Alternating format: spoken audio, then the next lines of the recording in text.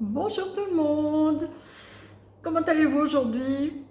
Moi je vais bien, il y a du soleil, on a envie de voir sa famille, on a envie de voir ses amis, on a envie de sortir et on peut pas.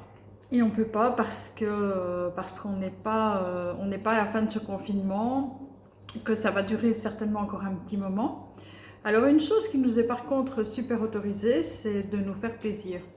Et se faire plaisir, la cuisine en fait partie évidemment. Moi aujourd'hui j'ai envie de vous parler d'une cuisine, une cuisine belge.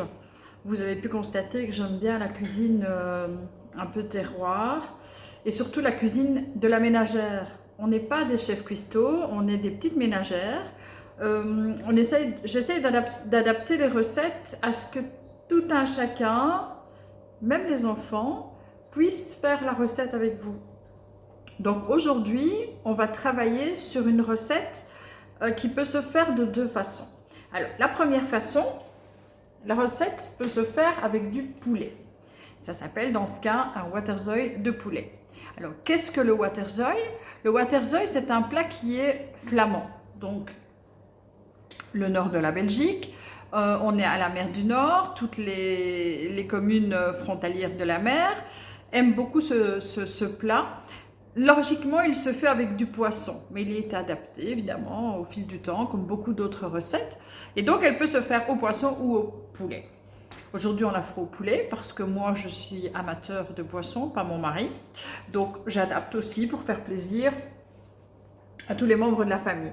Alors, ce waterzooi de poisson, évidemment, c'est une viande ou un poisson qui sont cuits dans le bouillon. Donc, je vais vous montrer quels sont les ingrédients dont nous aurons besoin. Donc, j'ai déjà préparé pour aller plus vite. On a besoin d'oignons, de carottes, de poireaux et de céleri qu'on va couper en julienne. C'est quoi une julienne? C'est des petits morceaux, vous voyez, comme la carotte, bien sympathiques, pas trop épais. Les rondelles d'oignons, on les coupe en deux, c'est tout simple. Le céleri, le poireau, pareil, on les coupe en deux, on coupe en lanières. Et vous avez un petit bouquet garni. On a du poulet, bien évidemment, ou du poisson selon le modèle de recette que vous choisirez. On a 1 litre de bouillon que j'ai préparé. Moi, j'en ai fait un peu moins étant donné que nous ne sommes que deux. Donc, vous avez la recette pour deux. Sur la page, la recette est pour 4 personnes. Toutes les recettes, en général, sont pour 4 personnes. À vous d'adapter, d'augmenter ou de diminuer les quantités. Il est évident que les recettes peuvent se faire en même temps au poisson et au poulet et que vous pouvez les congeler. Alors, on a donc le bouillon que j'ai fait ce matin avec du céleri, avec des poireaux, des carottes, des oignons, un petit bouquet garni, moi j'aime bien les petites marmites de Knorr à la volaille. J'ai fait bouillir tout ça pendant une petite demi-heure. On aura le reste du bouillon pour cet après-midi. Alors, on a besoin de crème fraîche. On a besoin de persil. Moi j'ai de la chance, j'en ai déjà dans le jardin. Donc une petite cuillère à soupe de persil. Du poivre et du sel évidemment, 2 œufs et un peu de beurre. J'ai déjà pris un peu l'avance.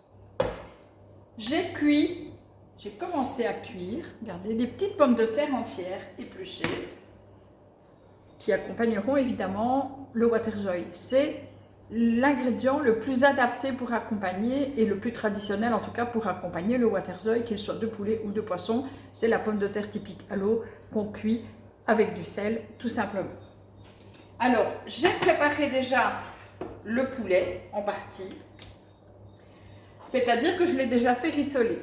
Alors moi j'ai choisi des aiguillettes de poulet.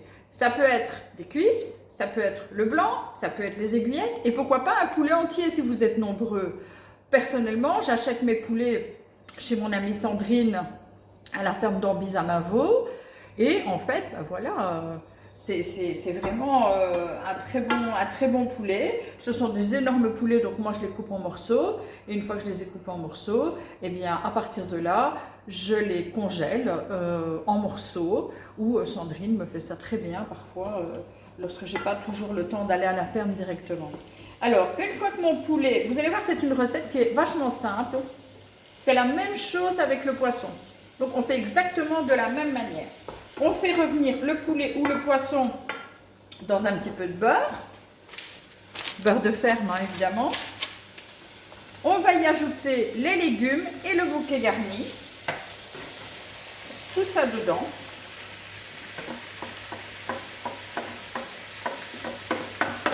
Voilà, voilà. Et on va faire revenir un petit peu les légumes avec le poulet ou le poisson. On va saler et poivrer. On peut aussi utiliser le poivre du moulin, évidemment. Hein, chacun, enfin, pour ce genre de recette, moi personnellement, je préfère faire comme ça. Voilà, c'est une question d'habitude.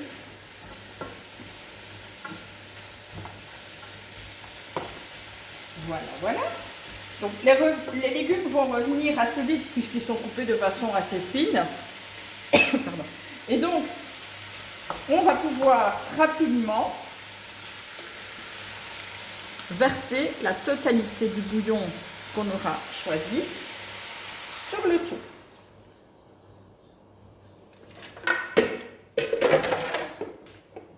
Et voilà. La base de votre recette est prête. Il suffit simplement de couvrir.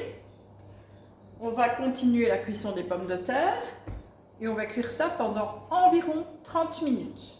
Lorsque ce sera prêt, vous allez bien sûr découvrir.